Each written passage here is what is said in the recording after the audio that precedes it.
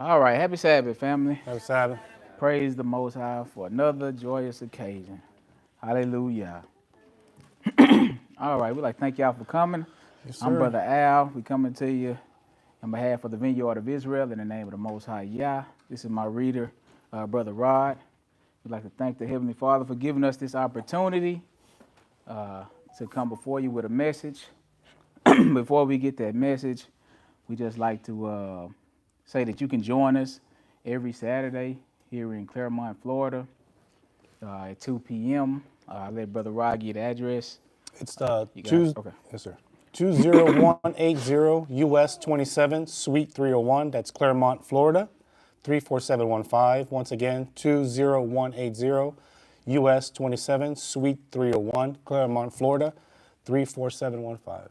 All right. Appreciate that, Brother Rod. Later. Once again, you can come join us each and every Saturday at 2.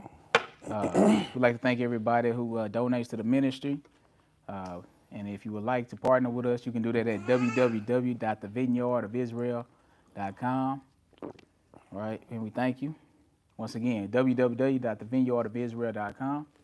We appreciate everybody. With that being said, with all that out the way, the title of today's lesson is The New Covenant is the New Jerusalem. All right, hopefully we won't be too long, but just to try to set some things in order. A lot of things have been mistaught and misunderstood. So once again, that title is The New Covenant is the New Jerusalem. The New Covenant is the New Jerusalem. Right? And we say that because the Bible says that, right? Mm-hmm. A lot of these Old Testament prophecies about the New Jerusalem have been falsely taught, as literal when they're not literal, right? And with that being said, people can't see the kingdom come because they're looking for a literal kingdom, and the Bible is not explaining to us about a physical kingdom. So it makes it hard to see and understand what the scriptures are really telling us in regards to the new covenant and the new Jerusalem. So hopefully we can kind of iron some of that out today. But a lot of times people don't even take it into account that there's no prophecies in the New or Old Testament that talks about God's forever kingdom, where the kingdom is promised to be natural or earthly. Right? There's no prophecies.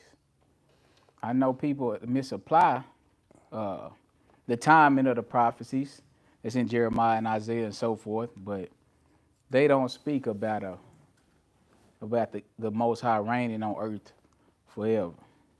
They just don't. We'll see. So once again, with that being said, the new covenant is the new Jerusalem. I want to go into the book of Revelation and read one verse because it's, the book of Revelation speak a lot about the new Jerusalem, right? But a lot of times what we don't remember or forget about the book of Revelation is that it's a vision. A lot of the language is exaggerated language, right? And we take that exaggerated language and we apply it literally, and that's where the misunderstanding comes from. When the book is written from a Hebraic point of view, and they just write differently. They exaggerate language. They use poetry, right? They use symbols and stuff like that. And that's how the book is written. And that's how things are explained to us. And we take those symbols and those images and we make them out to be literal when they're not. So hopefully we aim to bring some understanding. So look at this. Watch this. Watch what he says. Revelation chapter 10, verse 7. This is going to give us some reference. Right. Hearken to the scripture. But in the days of the voice of the seventh angel, when he shall begin to sound, the mystery of God should be finished. Yes. As he had declared to his servants, the prophets. You see that? So everything in the book of Revelations, the point of going here is to learn that the Most High has already shown it to the prophets. So when we get to these scriptures about the New Jerusalem and the kingdom and everything, we can go back and see how the Lord explained it unto the prophets, because he told the prophets first. Right. So what everything that's written in Revelation, we should be able to go back to the Old Testament and find it. Right. So that's what we're gonna do. All right. Matter of fact, let's start out talking about the new covenant. Let's go to Jeremiah 31. Because we got a lot of prophecies in Jeremiah. You know, we're going up from chapters like 30 up into 31, verse 25. It's talking about the return from Babylonian captivity for both houses, for Ephraim and for Judah. But beginning at 31 and 31, the book starts to talk to us about the messianic kingdom and the new covenant and the gospel, right? And the new Jerusalem, if we keep reading. So that's what we're going to find out, right? Let's start at verse 31 because I want to point out something. Hearken to the scripture. Behold, What happened? the days come, said the Lord, that I will make a new covenant with the house of Israel and with the house of Judah. Right. Not according to the covenant that I made with their fathers in the day that I took them by the hand to bring them out of the land of So Egypt. that is one big statement that we miss. Not according. Not according to the covenant that I made with your father when I brought him out of Egypt. You will need a new one then. Right. So that old covenant, it's tied to the old Jerusalem, which they call the promised land or the pleasant land or even the earth. The physical. It's physical. It had a physical nation of Israel that was inhabiting that land. It had physical blessings instead for them as long as they adhered to the covenant. Right? But he said, I'm not going to make it like that. But what we do as people who teach the Bible, we try to make the covenant as similar as possible. We just put the blood of Jesus on the animal sacrifices, and we give everybody everything else that comes with that covenant. But that's not what he's going to do. He said, not like the one that I made with your fathers in the day that I took them by the hand to lead them out of Egypt. So we're going to have some differences. Right? Go ahead. Which my covenant they break. The underlining, that's the whole point. The people broke the covenant. What you mean? Although I was a husband unto them, said the Lord. You see that? Even though I was a husbandman of them, what is he telling them? He's telling them, I was faithful. You cheated on me. You cheated on me. You broke the covenant. Became a great whore. Right. So in the covenant, you know, or how it works is, you know, when the Lord is in the covenant, which he provides rest, you know, peace, atonement, protection, prosperity, right? These are all reasons to enter into a covenant with, you know, with the Most High. So this is all the things that he afforded them as long as they obeyed. So that's how they was able to get an inheritance, right? Which was their land. And they was once they were in the land and they were obedient, they were able to experience peace, prosperity, protection, right? And even the atonement. But once you start to disobey, he gonna get rid of it. But if he get rid of that covenant, all of those things are tied with that covenant. That old Jerusalem is tied to that old covenant. It's the promised land, the inheritance, right? So if he get rid of that, everything that's in conjunction with it goes away too. Right, but watch what he's going to say. Not like that one. Go ahead. 33.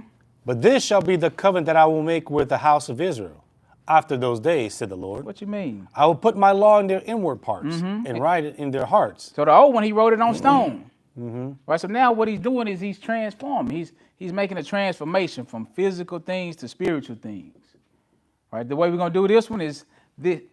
My laws are going to be in your mind, your inward parts. Right, go ahead. And I will be their God, and they shall be my people. Yes.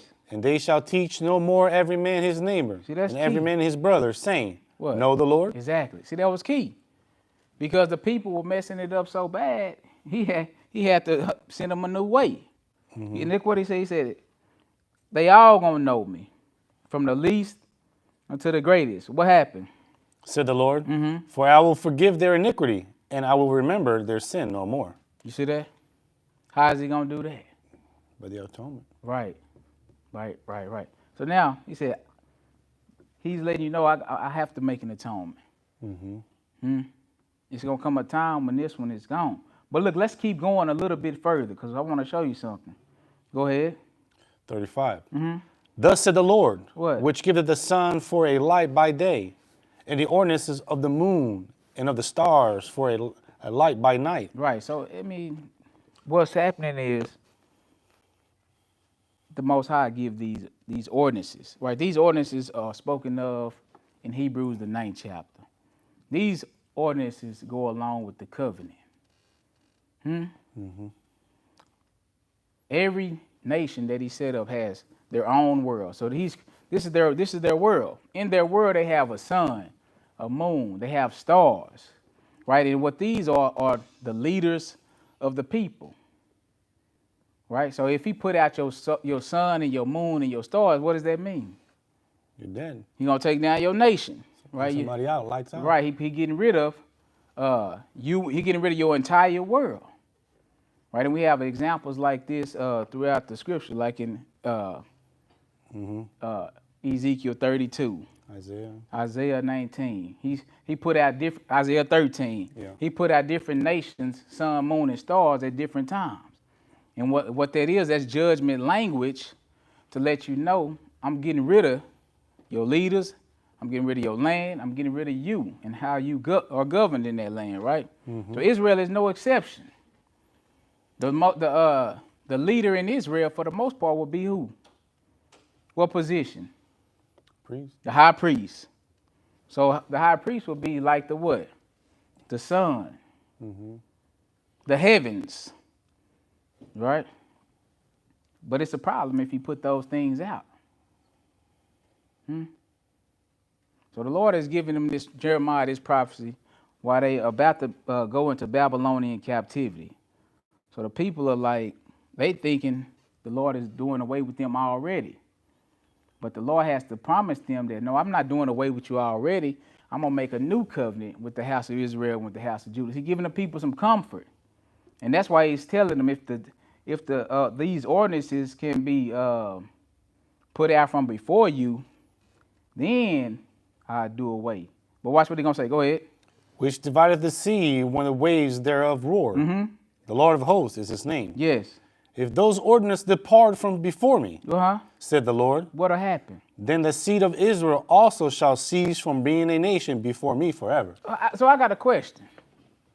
I do have a question. Is Israel a nation in the presence of God right now? Nope. How can it not be? He's saying only way this will happen is if the sun and the moon and the stars cease. If those ordinances part from before me, said the Lord, then the seed of Israel shall cease from being a nation. But you got physical evidence, right? That Israel is not a nation in that land that he promised to them under that first covenant. Yeah, 'cause the sun is still They haven't been a nation in that land for over 2,000 years.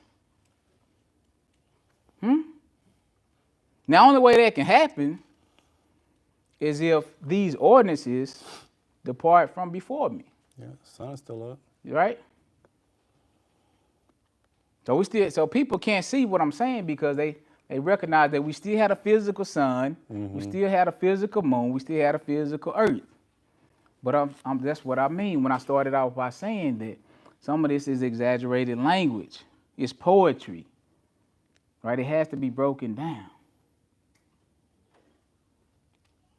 Most people think he's talking about the literal sun, moon, and stars. But this is language pertaining to the covenant. All this since we started in verse 31, we've been talking about a covenant. Right? So we still stuck on covenant. So the sun and the moon and the stars, they come with the covenant. These are high positions in people's government. Like when the Lord gave Israel, he called their rulers gods. With the lowercase, he said, don't basically disrespect the gods of the land, remember? Yeah, because that's how it is. So he's setting up these ordinances, and if he put them out, we got problems. So as long as these ordinances are intact, the first covenant is still good. But in order for me to make a new covenant, I will have to put out these ordinances. You see what I'm saying? Right, go ahead. 37. Yes. Thus said the Lord, What'd he say? if the heaven above can be measured, and the foundations of the earth searched out beneath, Yes. I will also cast off all the seed of Israel for all they have done, said the Lord. So now he telling them this while they in a state where they are feeling like they're cast off.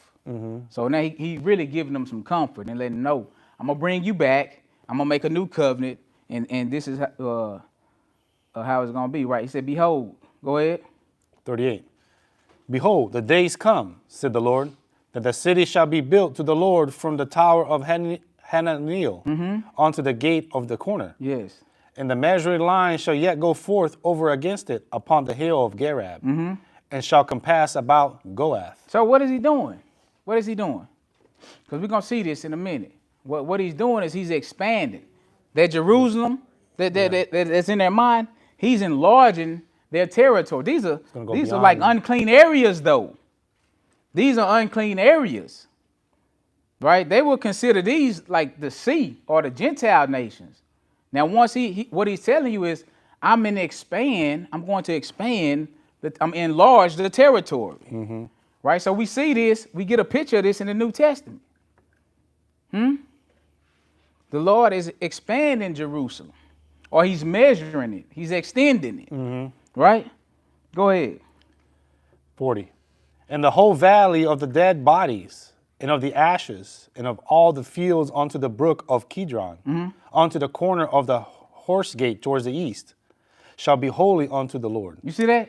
So he's taking something unclean, right, and he's making it clean. In other words, he's enlarging his territory. He's expanding Jerusalem. Now, we don't see him expanding the physical Jerusalem, do we? But when we remember scriptures telling us about New Jerusalem, we do remember how he measured it. Yeah, 1,000 furlongs. Right, we do remember how the kingdom is going to be where it all over the world. Right, we remember that. So this is what's happening. So this is telling us about the New Jerusalem and the New Covenant. Basically, it's one and the same. Right, watch, go ahead. It shall not be plucked up, nor thrown down any more forever. That's it? Yeah. So this is what he's letting us know. He's expanding it. And when we get to Revelation, we'll see when it's talking to us about the New Jerusalem, how it's being measured. Right? How it's being measured out. Now, if it be measured out, that means it's some things that has departed. So let's go a little bit further in Jeremiah before I pick up that point. Jeremiah 33, because I want to ask y'all something. Jeremiah 33.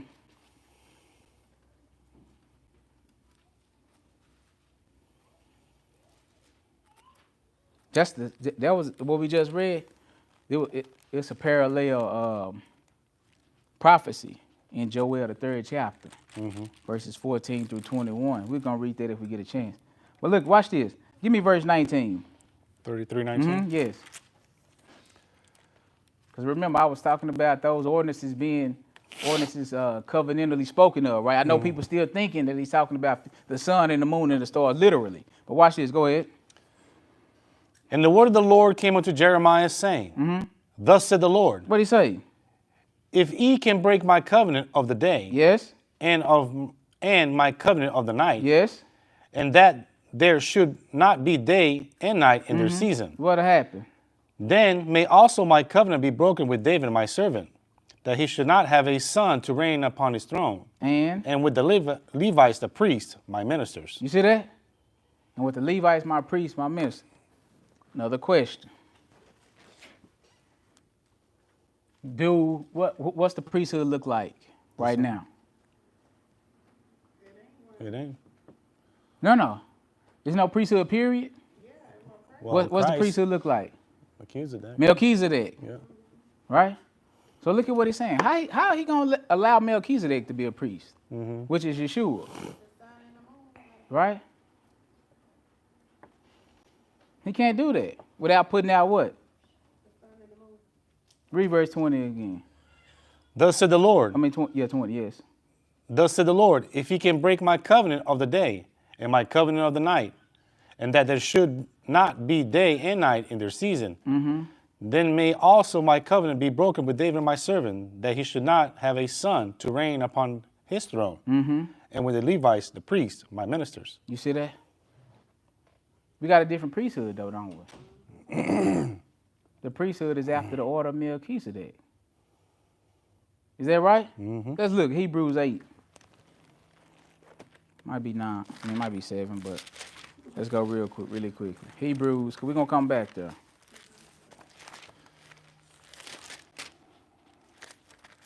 Only way Melchizedek can be a priest is if, Old and New Cup 9, Hebrews 9? no, give me chapter 7. Chapter 7. Yeah, and then we'll read 8 and 1 once we finish 7. Chapter 7, verse 1. Go ahead. For this Melchizedek, king of Salem, Yes. priest of the Most High. Now that's God. king of Salem. That's what? King of what? What is Peace. Salem? City of peace, Jerusalem, right? Now Melchizedek is the king of the New Jerusalem, right? Okay, so go ahead. Who met Abraham returning from the slaughter of the kings and blessed him. So now, we don't want all that. We just want to get to the main point. Let's drop down a bit to verse 11. Verse 11. If therefore perfection were by the Levitical priesthood, for under it the people received the law, Yes. what further need was there that another priest should rise after the order of Melchizedek, and not be called after the order of Aaron? You see that? He said if perfection came in by the Levitical priesthood, basically it would have stayed like that. Yeah. Huh? But perfection didn't come in. Look, watch what he say. Go ahead. For the priesthood being changed, there is made a necessity a change also of the law. You see that? So if he changed the priesthood, by association, he got to change what? The law. Or the covenant. You understand? Got to change. Look at this. Go ahead. 13. For he of whom these things are spoken pertaineth to another tribe, Right. of which no man gave attendance Yes. at the altar. So not Levi, but Judah. Right? Watch what he going to say. Go ahead. For it is evident that our Lord sprang out of Judah. That's who Melchizedek is. You sure? He sprang out of Judah. If we change the covenant, if we change the priest, we got to change the covenant. And that's what Jeremiah is telling us. Go ahead. But he's just explaining, look, if the high priest is the son, you understand? And I'm getting, in order for me to change it, I would have to do what? I would have to get rid of the son, or I have to put it out. Right? Or I would have to have a new covenant, right? Or I had to have a new Jerusalem, because Levi belongs to this Jerusalem. Because watch when we go into chapter 8, he's going to say, if even though Yeshua, if he was on earth, he wouldn't be able to be king. And the old Jerusalem is on earth. Right? But if Yeshua is on earth, he can't be the priest. Because they already had priests. They already had priests. It's tied to that covenant, right? Which is tied to that land, which is tied to that seed. So in order for me to get a new priest, I got to put all that stuff out. Right, go ahead. Of which tribe Moses spake nothing concerning priesthood. Exactly, yes. Verse And- 19, let's just drop down some more. Yes. For the law made nothing perfect, but the bringing in of a better hope did, 24. by the which we draw nigh unto God. Yes. 24. But this man, because he continueth ever, hath an unchangeable priesthood. You see that? So if he get instituted in office, we can't change it. Reason why I'm saying that is because we can't go back to Levi. Can we? No. But when we read Jeremiah 33, he said, thus saith the Lord, if ye can break my covenant of the day and my covenant of the night, and that there should not be day nor night in their season, then may also my covenant be broken with David my servant, that he should not have a son to reign upon his throne, and with the Levites, my priests, my minister. Melchizedek has a priesthood. That's unchangeable. We can't go back. The only way Melchizedek can be the priest is if what? We put out what? The old covenant. The old covenant, or you break my covenant with day or my covenant with night, right? That it should not be day nor night in their season. That's key. Because once we get to the New Testament and we start talking more about the new covenant, we're going to see, more about the New Jerusalem, Let me ask you this. Do the New Jerusalem need the sun? No, no light in it. Does the New Jerusalem need the moon? No, Why not? because the Father and the Son are. The Father and the Son are the light thereof. The Father and the Son are the light. Gotta be the light, because he put out the sun and the moon. So when we read Matthew 24 and he started talking about I'm gonna put out the sun and the moon, that's a problem. That means he putting out your covenant. That means the nation is gonna cease from reigning in this land, be in his presence. Mm-hmm. Right? What verse? Let's drop down to 8 and 1. 8 and 1. Yes, sir. Now the things which we have spoken, this is the sum. What is? We have such a high priest who is set on the right hand of the throne of the majesty in the heavens. You see that? We got a high priest that's sitting where at? In the heavens. In the heavens on the throne of the majesty. Go ahead. A minister of the sanctuary and of the true tabernacle which the Lord pitched and not man. Verse 4. For if he were on earth, he should not be a priest. Exactly. Correct. He couldn't be a priest. Why not? Seeing that there are priests that offer gifts according to the law. So it's been a change. It's been a change to the covenant. Right? No man paid it attention. Watch this. Back up a little bit to Matthew 5. I'm going to put this in there. Shadow of things of heaven. Yeah, they would. Okay, keep going. Yeah, you see that? Yeah. Yeah, go ahead. Verse 5. Yes. Who serve unto the example and shadow of heavenly things. You see that? Yeah. So everything he gave them for the old covenant, that old Jerusalem, those old temple services, those old ordinances, it's just a shadow Yep. of what's to come afterwards. Yes, sir. If I have a light that outshine the sun in its strength, what do I need the sun for? All right? Go ahead. As Moses was admonished of God when he was about to make the tabernacle. For if, said he, that thou make all things according to the pattern showed to thee in the mountain. Go ahead. 6. But now hath he obtained a more excellent ministry. You said a more excellent ministry. Yes. Go ahead. Give me some more. By how much also he is the mediator of a better covenant. Yeah. Which was established upon better promises. You see that? So the two covenants can't exist at the same time. Nope. One of them got to come to an end. All right, watch this. Go ahead. For if that first covenant had been faultless, then should no place have been sought for the second. Exactly. We wouldn't need it. We could just get perfection by the first one, by the shadow, Yep. by the old Jerusalem, by the old sun, moon, and stars, by the old ordinances. Right?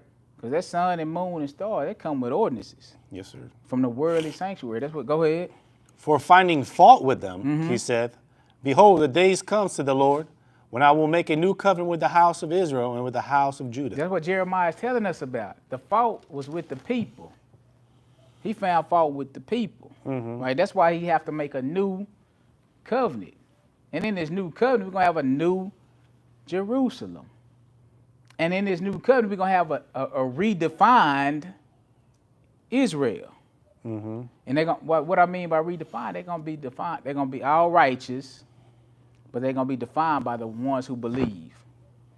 Right? The ones who accept the gospel. That's the real Israel. It's like when Paul was saying, a Jew is one that's inwardly circumcised. Right? That's who the real Israel is now. So it's going spiritual. Because it's about righteousness. Right? Righteousness in this new covenant. Go ahead. Verse 9. Not according to the covenant I made with their fathers in a day when I took them by the hand to lead them out of the land of Egypt. Right. Because they continued not in my covenant, and I regarded them not, said the Lord. So I didn't count them as a people. Why? Because they didn't continue in my covenant. Now I need to make a new covenant with a new righteous people, with a new priest. But in order for me to do so, I got to get rid of that old one. How can I explain me getting rid of that old one? You know what? I'm going to explain it like this. I'm going to put out your sun, your moon, your stars, your whole world. I'm going to end your whole age. It's coming down. That was a culture too. Yeah, that's the whole culture, right? Like you said. But look, go ahead. So this is what Jeremiah was telling us about. Go ahead. For this is the covenant that I will make with the house of Israel after those days, said the Lord. Yes. I will put my laws in their mind and Right. write them in their hearts. That means they're not going to be the same old. They're going to have a change inwardly. Right? They're going to have a real circumcision of the heart. It's not going to be just because you're the physical seed. No. The righteous. Right? It's about righteousness. Come on. And I will be to them a God, and they shall be to me a people. And what's going to happen? And they shall not teach every man his neighbor and every man his brother, saying, Know the Lord. Right. For all shall know me, Huh, who? from the least to the greatest. For I will be merciful to their unrighteousness, and their sins and their iniquities will I remember no more. Right, because he's going to pay the price. Right, what else? What else did you say? In that he said, A new covenant hath he made the first old. Yes. Now that which decayeth and waxeth old is ready to vanish away. You see that? It's ready to vanish away. It's ready to vanish away. Transition, right? Yeah, it's going to be a transition. Matthew 5. So we understand we have a new priesthood. But we can't get to that new priesthood. We got to have a new covenant then. With a new covenant, we got to have a new Jerusalem. We got to have a new Israel. A new foundation. Right? So all of these things come together. Matthew 5, watch this. Verse 17, go ahead. Wait, yeah, 17, yes, go ahead. Think not that I come to destroy the law or the prophets. What you come to I have do? not come to destroy, but to fulfill. What you mean? For verily I say unto you, till heaven and earth pass. Now you think the Most High talking about the physical heaven and earth? No, sir. Oh, okay, watch this, because we do. Go ahead. One jot or one tittle shall in no wise pass from the law till all be fulfilled. Now we can understand better what he's saying, right?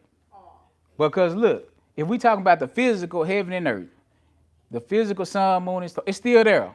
It's still out here. But it's a contradiction because we just read we have a change in the law.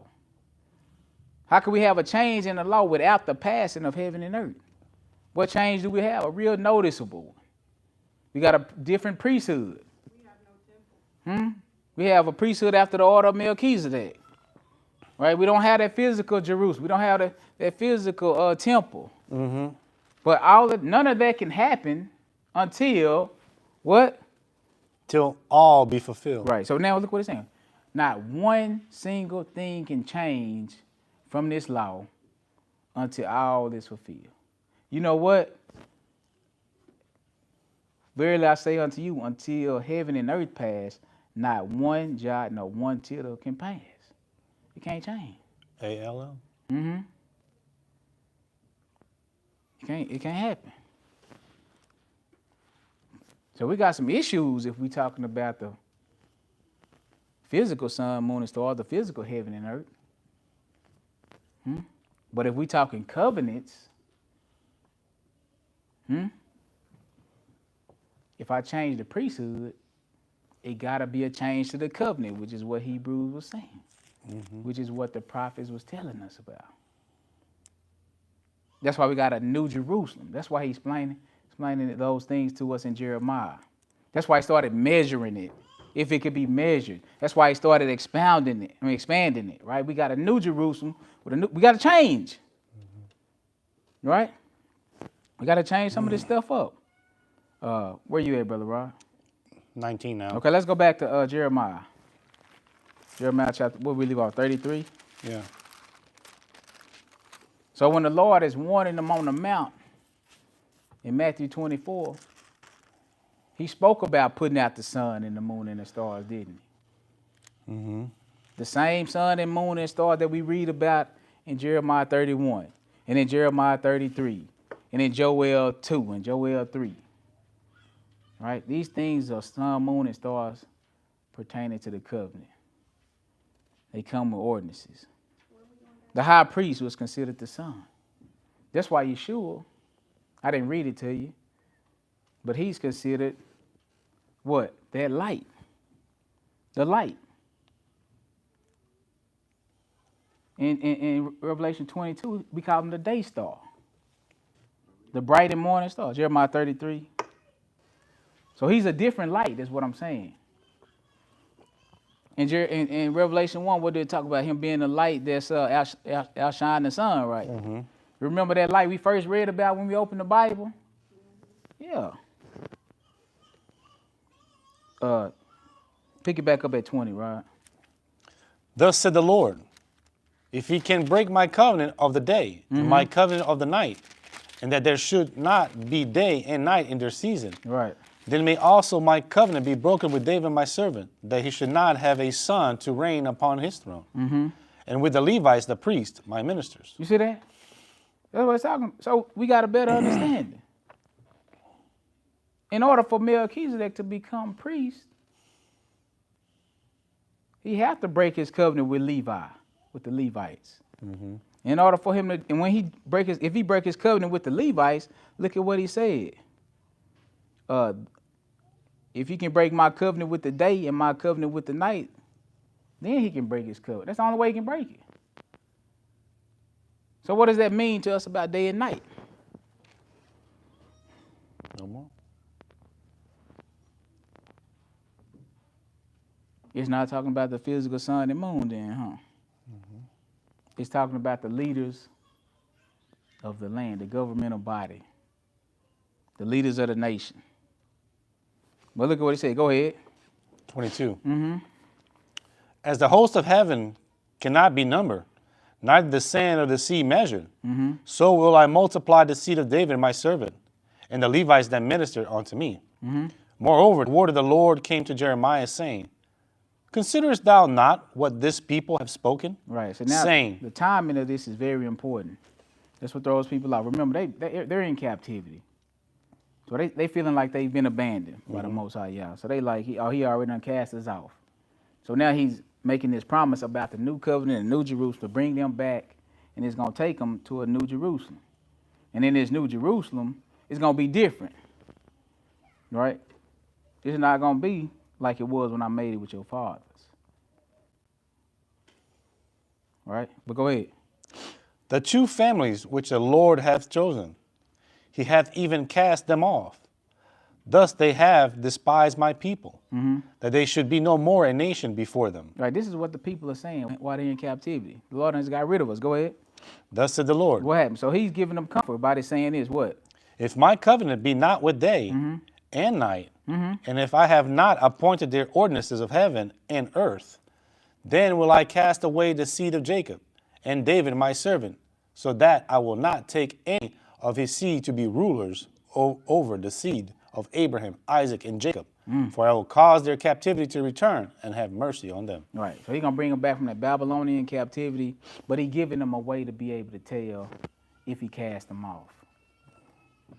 As a seed, Right. as a ruling nation in his presence. As long as I He have- said, as long as it's day and night, you know, that means the covenant is still intact. You understand? The covenant that he made with Abraham, Isaac, and Jacob that Moses gave him. As long as it's, as long as we had a priest, as long as we have a seed of David, the king, right? The sun and moon and stars, in other words. As long as we have that, the covenant is still intact. You still good. But if I put it out, if I put it out, that means I've ended your covenant.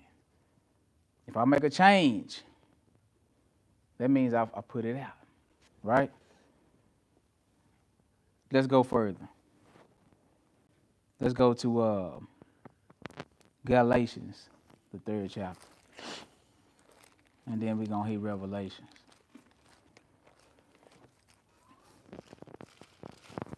Galatians, the 4th chapter, my fault.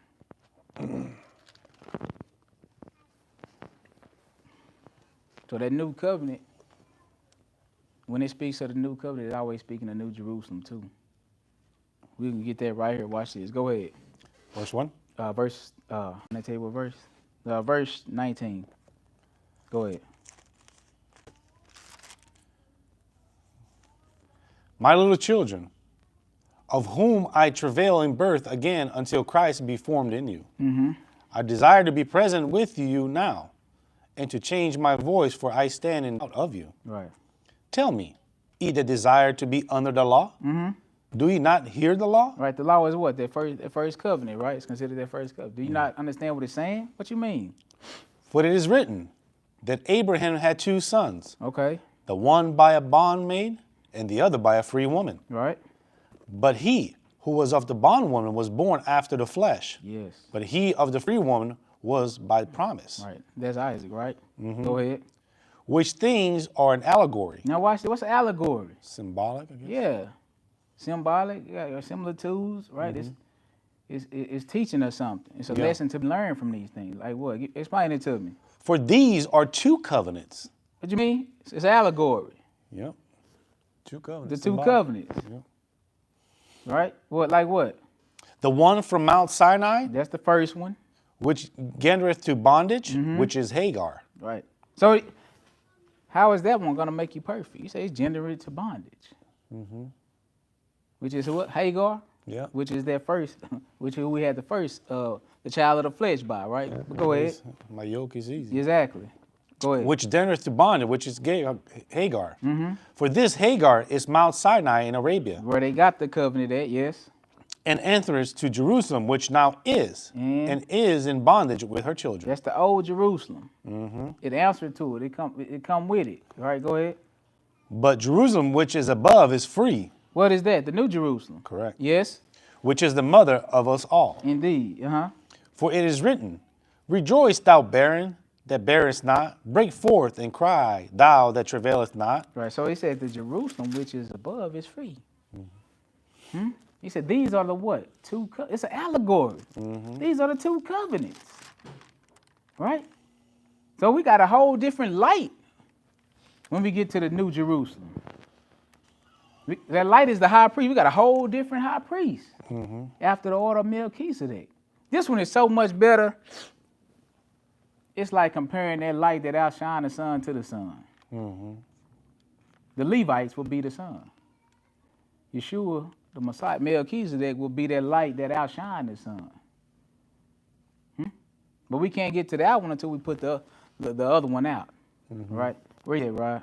Still in 27. For the Okay. desolate hath many more children than she which hath a husband. That's good. Let's go to Revelation 21.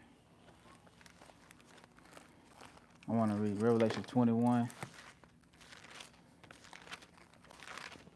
Because we can find it. He said it's an allegory. People not understanding it. They're still trying to make it physical. That's why we're missing it. Yes, It's sir. a similitude. The Lord's going to tell us here. Verse 1 when you get it. All right. Go ahead. And I saw a new heaven and a new earth. Hold up. How you going to see a new one unless we put out the old one? Right? You got to put out the old one first. Right? So this is what he's seeing after the old one has been put out. Right? Go ahead.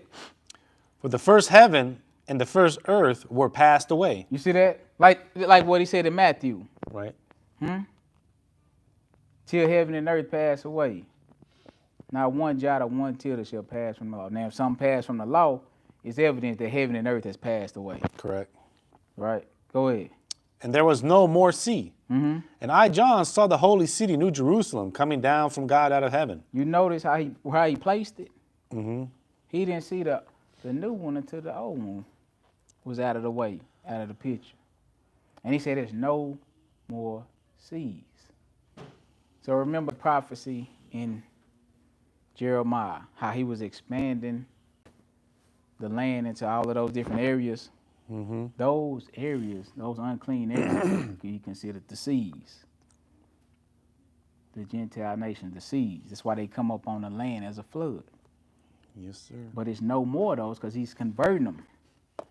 And he's opening it up to whoever will be righteous. All right, go ahead. Prepared as a bride adorned for her husband. And I heard a great voice out of heaven saying, Behold, the tabernacle of God is with men, and he shall dwell with them, and they shall be his people, and God himself shall be with them, and be their God. All right, so when he said, I saw the New Jerusalem, right, verse 2, what did he say he saw? What was that New Jerusalem? Spiritual. It's like a bride. He said a bride. Yeah. The city is the bride, meaning the city is the people. The bride is the church. The church is the body of Christ. Right? Bone of my bone, flesh of my flesh. That's the woman. Remember he was talking to us in Galatians about these are two women? Right? She is the Jerusalem that's above, is the mother of us all. It's a woman. The bride is the people. But these are the righteous. The bride has made herself ready. So these are the righteous ones. Right? These are the ones that accept the covenant. What'd you say, Rob? Tabernacling with Yeah, them. the tabernacling, right? We dwelling together. Yeah. Right, in the New Jerusalem. So he's trying to explain it to us what it is. And Paul told us the things pertaining to it is allegorical. Right? So now we're reading something about the New Jerusalem. And it said that the city, the New Jerusalem, is like a bride. Right? Go ahead. And the Lord is tabernacling with his people there. Verse 4. Now, you know what? Let's drop down to verse 9.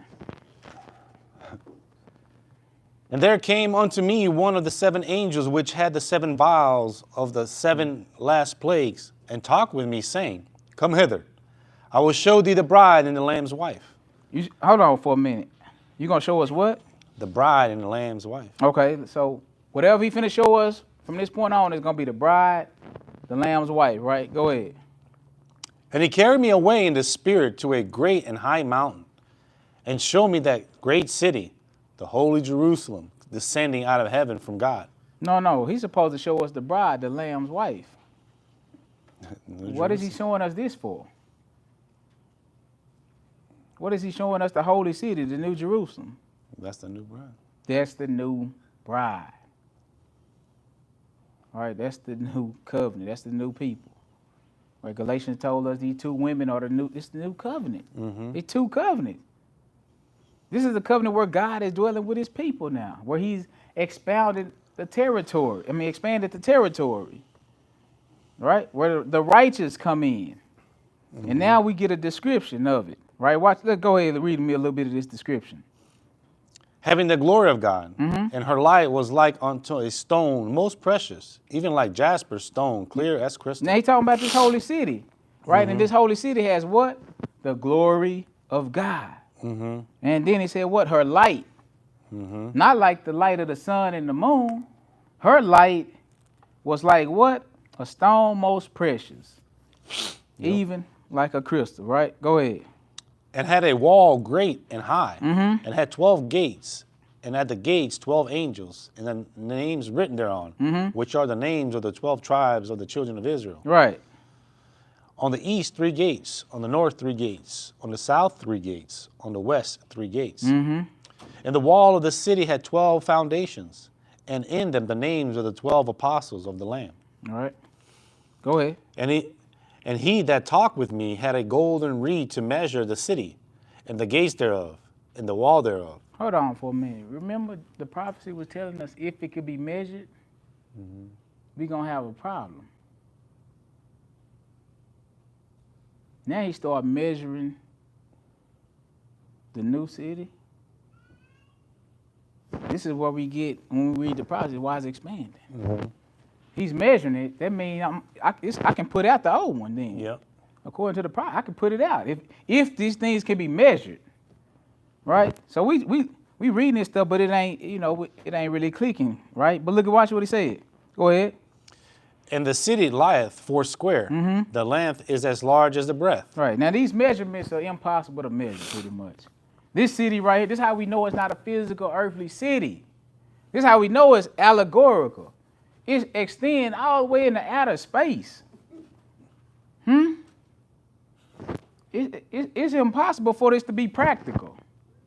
It's the size of America, and it's supposed to come and dwell on top of the old Jerusalem? No, but it's painting you a picture that this city is big enough to hold every saint of the Most High God. That's what it's painting you a picture of. It's built. This city is built on the foundations of the apostles and the prophets. Yeah. It's only righteousness in it. In this city, we're going to read on. There's no need for the sun and the moon. Watch, we're going to see. Go ahead.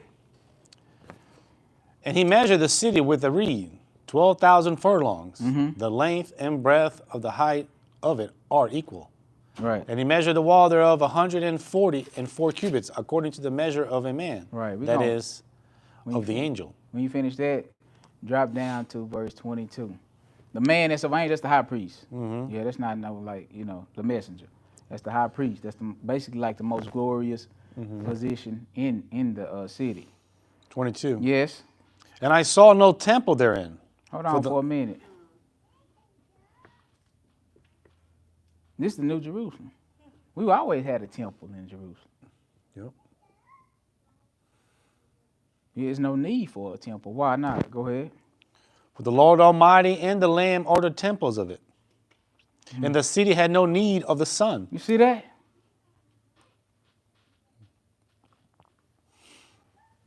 Why wouldn't the city have need of the sun? Go ahead.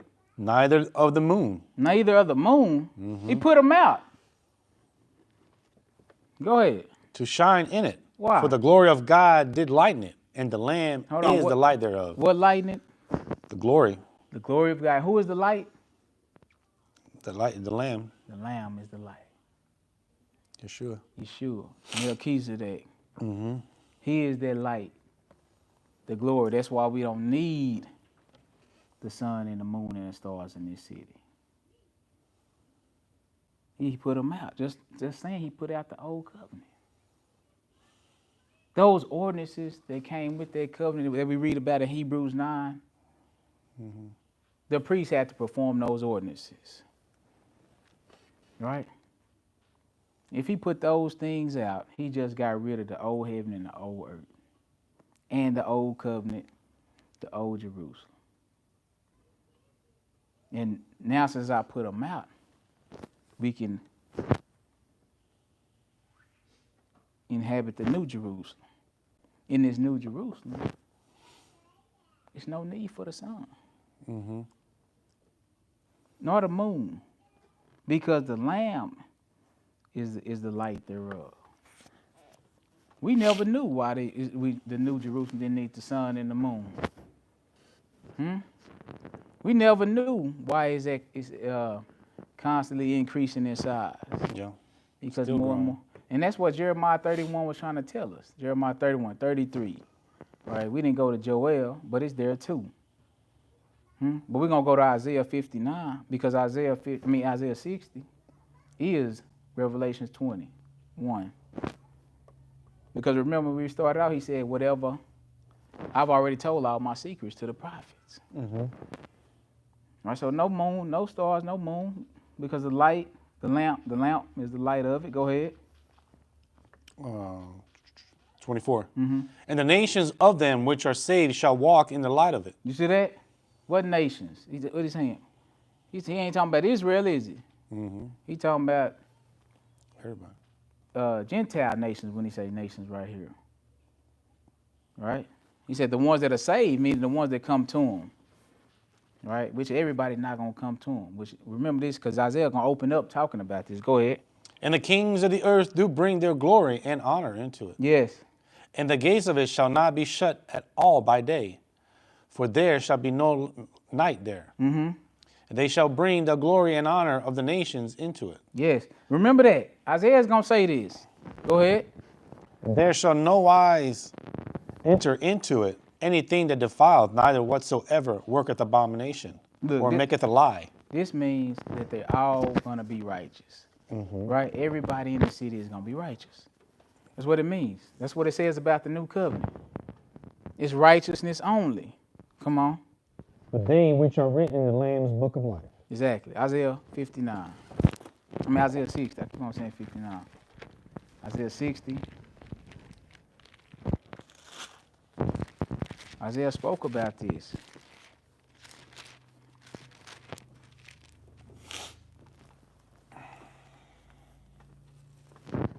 Verse 1. Yes, verse 1. Hearken to the scripture. Arise, What? shine, for thy light Is come, and the glory of the Lord is rising upon thee. For behold, Now, the what kind of light darkness is shall. this? I wonder what kind of light this is. New Jerusalem. New Jerusalem, right? That's what he's telling us about, right? Watch what I'm telling you. Isaiah 60 is Revelation 21, right? Go ahead. For behold, the darkness shall cover the earth, and gross darkness the people. But the Lord shall arise upon thee, and his glory shall be seen upon thee. Right. And And what happened? and the Gentiles shall come to thy light, This is what Revelations just said, Mm-hmm. right? The Gentiles gonna come to thy light. Go ahead. And the Kings to the brightness of thy rising. Mm-hmm. Lift That's up what thy we're gonna eyes raise round this. about and up? see. Mm. All they gather themselves together. From where? They come to thee. Thy son shall come from far, and thy daughter shall be nursed at thy side. Look, this is what he was saying. The nations of them that are saved is gonna bring their glory into it. This is what he was telling us. Go ahead. Verse 5. Yes. Then thou shalt see and flow together, and thy heart shall fear and be enlarged. Yep. Because the abundance of the sea shall be converted unto thee. Look at what he's saying. He's saying, you shall flow together, thy heart shall not fear. He said, and you shall be enlarged, meaning the territory is going to expand. And the reason why it's going to expand is because of what? Because of the abundance of the sea shall be converted unto thee. How you going to convert a sea? There's no more sea. Exactly. Thank you. Say it again, Brother Rod. No more sea. There's no more sea. Where do we find that language at? The Revelation. The Revelation when it's talking about what? The new covenant. Jerusalem and the new covenant. Yep. Right? There shall be no more. So, but we ain't know what these things mean. Mm-hmm. We literally looking for it to be no more waters, lakes, and alligators. Huh? That's what we looking for. No more fish. You can't have no fish if it ain't no water, right? Or can you? No. No, that'd be called. Got to call them something else by default, right? Yeah. Yeah. So, but look, he's breaking it down. He's giving it to us in language that's poetic, right? Only the spiritual is gonna understand this. These are like it's a similitude or allegory. We can say that, right? Yes, sir. The language is exaggerated, Mm-hmm. right? It has to be interpreted, Yes, sir. right? Because it's impossible. And the reason why we know it's not literally because it's impossible to convert a sea. How would you even go about trying to do that? It's impossible. You can't convert no literal sea, can you? But if the sea is the other nations, right, or the Gentiles, right, which the Bible do speak like that. Let me see if I can find you an example. But like he said, the point of this is saying it's going to be no more sea. That was Revelations 21:1. Right, let me read it right quick, and I want you to read that again, Brother Roy. Revelations 21, verse 1. And I saw a new heaven and a new earth, for the first heaven and the first earth were passed away, and there was no more sea. Read that again, Brother Roy. Verse 5. Then thou shalt see and shall flow together, and thy heart shall fear and be enlarged.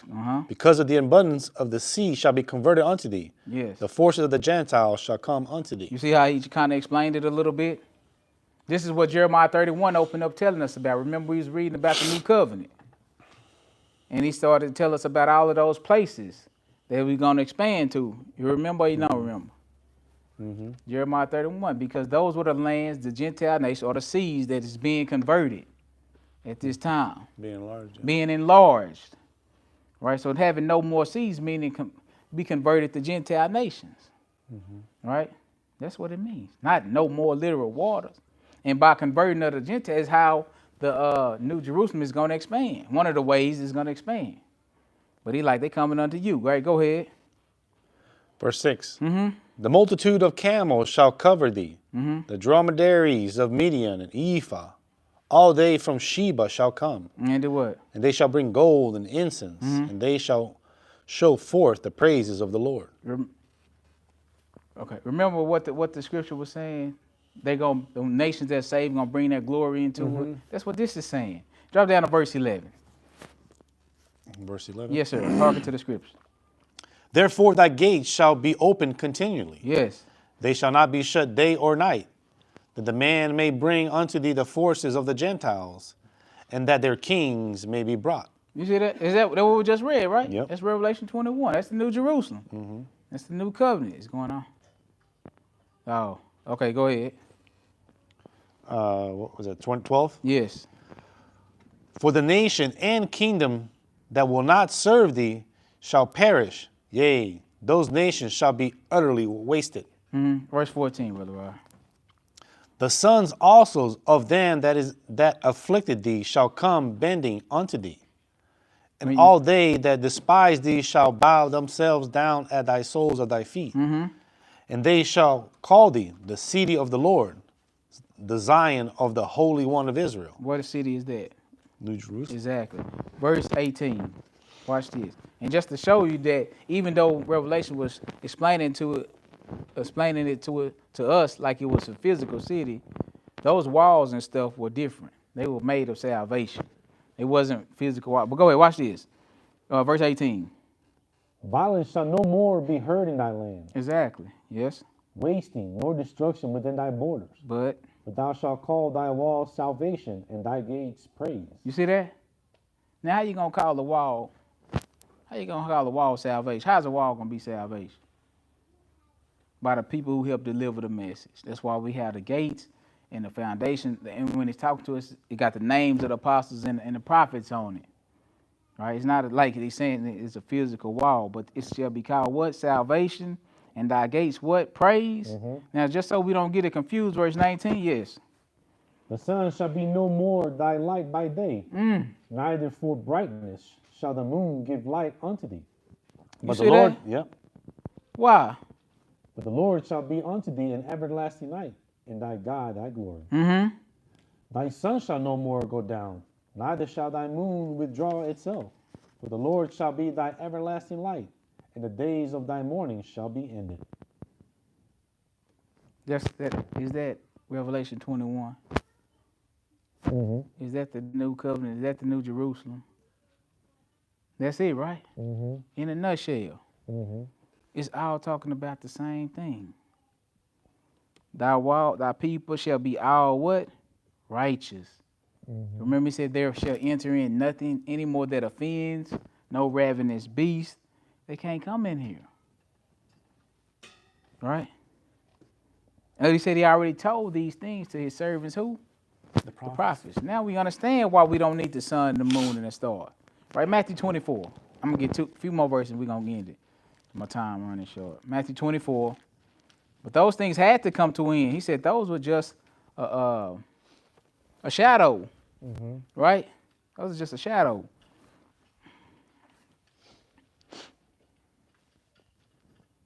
Matthew 24,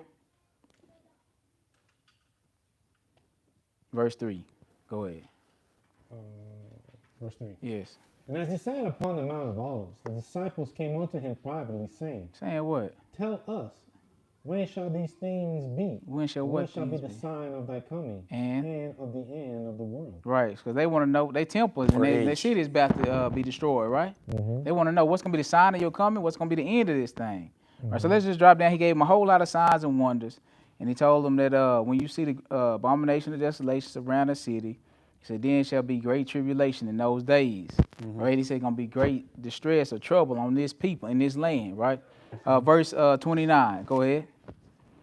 Immediately after the tribulation of those days, Shall the sun be be darkened, the moon shall not give her light, and the stars shall fall from heaven, and the powers of the heavens shall be shaken. Now let me ask. Go ahead. and then Shall appear the sign of the Son of Man in heaven. And then shall all the tribes of the earth mourn, and they shall see the Son of Man coming in the clouds of heaven with power and great glory. Now do we understand why he's talking to them about putting out the sun and darkening the moon and stuff like that? He got to put it out. He's just ending the first covenant. He's ending those ordinances. He's ending their priesthood. come in the clouds. It's right. And he said, if I put out the sun, if the sun and the moon go out, that they don't give, that they don't shine in their season, then I can do away with the covenants I made with the Levites. And this is how we get to Melchizedek. We got to have a new covenant, but we got to put out the old one first. So we got to have a new Jerusalem, which is the new covenant. So now, when we get to the new Jerusalem, there's no need for the sun and the moon, or there's no need for the Levitical priesthood. There's no need for the high priest after the order of Levi. We have Melchizedek, the high priest, the one that gives light to the city, the Lamb, and the Father, right? So things are, but these things are explained unto us from a spiritual standpoint. And our goal is to get into that new Jerusalem so that we can tabernacle with the Father and the Son. Right? So they can shine upon. Go ahead, Brother Rod. And he, excuse me. Verse 30. Mm-hmm. And then shall appear the sign of the Son of Man in heavens. And then shall all the tribes of the earth mourn. And they shall see the Son of Man coming in the clouds of heaven with power and great glory. And he shall send his angels with a great sound of a trumpet, and they shall gather together his elect from the four winds and from the ends of heaven to the other. Now what? When is this gonna happen? Go ahead. Now learn a Parable of the fig tree. When his branch is yet tender and putteth forth leaves, you know that summer is nigh. All right. So he saying, you know, you can tell when the tree start to pull forth leaves. You know that the summer, about to bloom. You know that summer is approaching. Go ahead. So likewise, when ye shall see all these things, know that it is near, even at the gate, even at the doors. Now he's telling his apostle, just like you know, you can tell when summer is near. Likewise, when you see all these things I warned you about, you know that the end is near. It's even at the. Now, why am I gonna give you this parable? And it's for a long time coming. No, it couldn't be. But if we can understand that it's talking about covenants and bringing an end to one covenant and starting a new one, then we can understand what the scriptures is trying to tell us. Instead of making up some stuff and have people looking for something that's never going to come to pass. Got to get back to reality. Right? Go ahead. Verily I say unto you, What you say? this generation shall not pass till all these things be fulfilled. You see that? That's not even hard to understand, is it? Not This generation that he's explaining these things to is not going to pass until all these things happen. So he's going to put out the sun and the moon and the stars in their generation. He's going to put out the heavens and the earth in their generation. And once he do that, we can have a new heaven and a new earth. We can get rid of this old Jerusalem, this old priesthood, this old covenant, and we can have a new covenant, a new priesthood, a new Jerusalem, a new way to worship and serve the Most High, where people are going to be all righteous, where we just not going to be able to worship here in Jerusalem, the physical city, like he told a woman at the well, but the borders are going to expand. Yes, I don't do. Not on this mountain and in Jerusalem, but in spirit and in truth shall we worship the Father. This is what he's offering. He's offering, if you come under this covenant, you should be no more cursed. It's no more curses, no more death. Right? So we got to really start to analyze what the Bible and the scriptures are saying. The new covenant is the new Jerusalem. It's not going to be a physical city. That's the size we can't even measure. He giving us a story using different language to explain to us the ending of one covenant and the beginning of a new one, which the new one is going to last forever. Right? Did you finish that, Brother? And he's telling his people, giving us all of these examples of when it's going to happen. He told his apostles it's going to happen in their generation. Learn the parable of the fig tree. Once he tell it to his prophets, that locks in a time. Yeah. Because all the prophecies have to be fulfilled by the time this city and this sanctuary is torn down. That's what Daniel was telling us. So we can lock it in. We under the new covenant. Go ahead, Brother Rod. heaven and earth shall Pass away, But but my word shall not pass away. exactly. He ain't talking about the physical heaven and earth either. He talking about their heaven and their earth is going to pass away. But his words, you could take it to the bank. If he telling them it's going to happen in their generation, best believe what? It's going to happen in their generation. So we got to learn these allegories, and similar to we got to learn this language so we can really see the two covenants and how we got to the new covenant, right? By the old one waxing away, So I hope we got something out of the lesson. I had to cut it a little short, but we can get more in a future lesson on it. And we'll keep going over it, right, to bring further understanding. In Yeshua's name, I thank you for your time. Amen. Hallelujah. Need a new song.